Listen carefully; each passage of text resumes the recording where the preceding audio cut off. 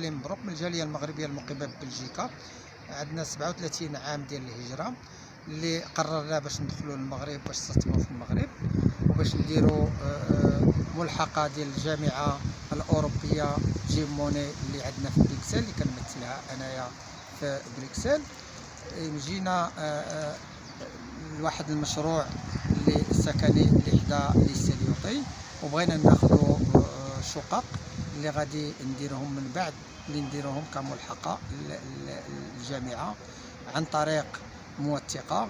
مشينا عند الموثقه لابرام العقود الاوليه واتفقنا على الثمن 1,300,000,000.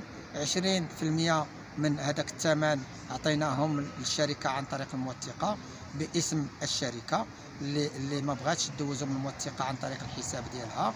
من بعد غنعرفوا بان عندها النيه علاش ما بغاتش تدوزهم على الحساب ديالها، لان الشركه من بعد اكتشفنا بان العقار اللي درنا فيه العقود اللي هما دارتهم الموثقه عقود الرهون دارتهم لصالح البنك الشعبي اللي دارتهم في المكتب ديالها، ما ذكرتش لنا الرهون على العقار ودارت لنا عقود اوليه منين طلبنا لها الضمانه على المبالغ اللي اديناها للشركه. قالت لنا بان هذيك الكفالات او الضمانات البنكيه راهما مضمنه بالعقود وغتعطينا نسخه منها. جينا عندها شهر من وراء هذاك الوقت قالت لنا بان ما يمكنش لها تعطينا نسخه من هذيك الضمانات الا عن طريق المعاينه والاستجواب. ودرنا معاينه واستجواب عن طريق مفوض قضائي تبين لنا بان هذوك الضمانات على المبالغ اللي عطيناهم الشركه راه ما عندناش. التجأنا لمسطره الحجز التحفظي ومن بعد التجأنا لمسطره الفسخ ديال العقود الاوليه واسترجاع المبالغ. دفعنا 16 مليون ديال في الصندوق ديال المحكمه في مسطره الفسخ ودرنا حجوز تحفظيه على المبالغ اللي اديناهم للشركه. كنتفاجئوا ولي 17 مسطره ديال اللي دارها المحامي اللي كينوب على الشركه ديال رفع الحجوزات التحفظيه اللي فيها الحكم برفض الطلب ديال رفع الحجوزات وكيدير نفس المسطره كيديرها 17 مره رغم سبقيه البت لرفع الحجوزات برفض الطلب. من بعد في اثناء سريان دعوه الفسخ المحامي ديال الشركه تقدم بمقال مضاد من جديد لرفع الحجوزات وما استدعاناش وما استدعاش المحامي ديالنا وقرب الجلسه وحكمت ليه المحكمه برفع الحجوزات التحفظيه والتشطيب على الحجوزات رغم سبقيه البت برفض الطلب. منين جينا نشوفوا المحامي قلنا ليه كيفاش ما استدعيتيناش؟ قال لنا بان راه استدعى المحامي ديالنا ولقى المحل ديالو مغلق وشهاده ما جابش لنا شهاده تسليم بان المحل مغلق.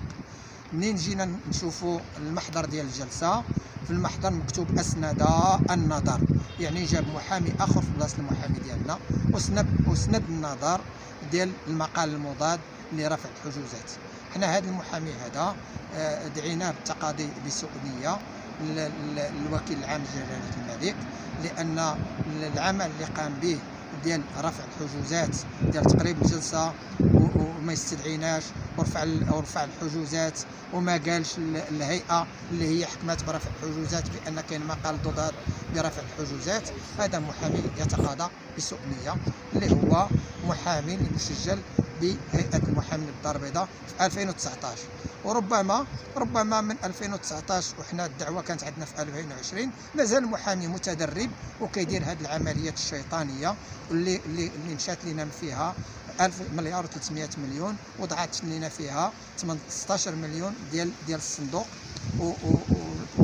وحكمت ليه المحكمه برفع الحجوزات التحفظيه اللي هي الضمان الوحيد اللي عندنا للمبالغ اللي عطيناها للشركه. حنا من بعد درنا شكايه للوكيل العام بالمحامي للتقاضي بسوء نيه وبالموثقه للمساعده في النصب والاحتيال والى اخره وفي الشركه لعدم تنفيذ العقد والنصب والاحتيال. الموثقه تابعها الوكيل العام بوحالها على المجلس التأديبي، لأن من وراء البحث اللي دار معاها ومن وراء البحث اللي دار في المكتب ديالها تبين ليه بأن دارت نفس العقود وما كتدخلش فيها الرهون لبزاف ديال الناس. وبالنسبة للمحامي والشركة حالهم الوكيل العام على المحكمة الجزرية للاختصاص.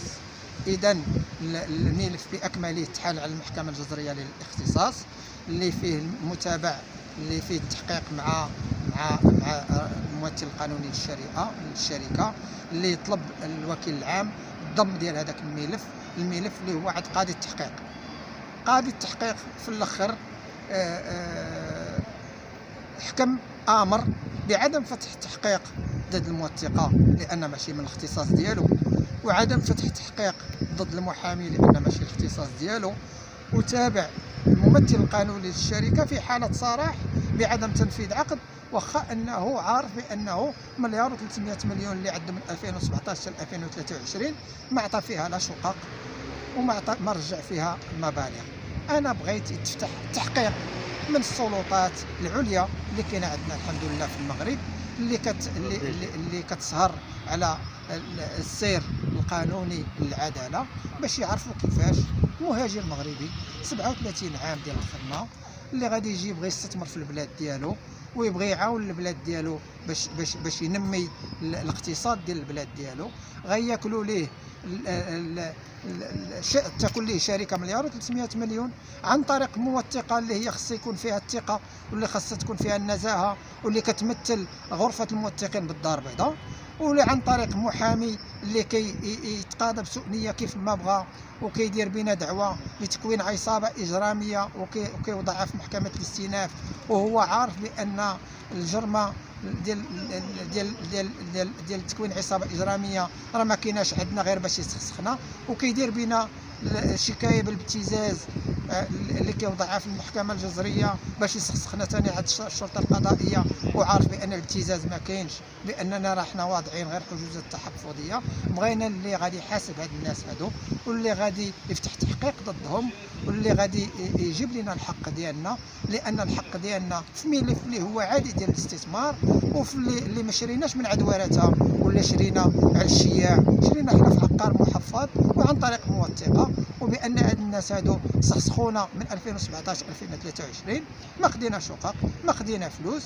علاش؟ لانهم دايرين النقد والابرام في فسخ العقود، واش ما عندهم لا حكم باتمام البيع، ما عندهم علاش ياخذوا لنا هاد الفلوس بدون وجه حق، ما عندهم حتى شي حاجه علاش ياخذوهم، وكيستعملوا المحكمه باش يتعداو علينا ويتعداو على الحقوق ديالنا. ولا حول ولا قوه الا بالله العلي العظيم. ونتمناو باش يبان الحق ان شاء الله، لان في هذه البلاد ديالنا ما يمكنش الحق ديالنا يضيع، وما يمكنش لنا نمشيو لاوروبا باش نطالبوا احنا بما اننا عندنا جنسيه اوروبيه باش نطالبوا الاوروبيين باش يدافعوا علينا في بلادنا. ولا حول ولا قوه الا بالله العلي العظيم. والسلام عليكم ورحمه الله.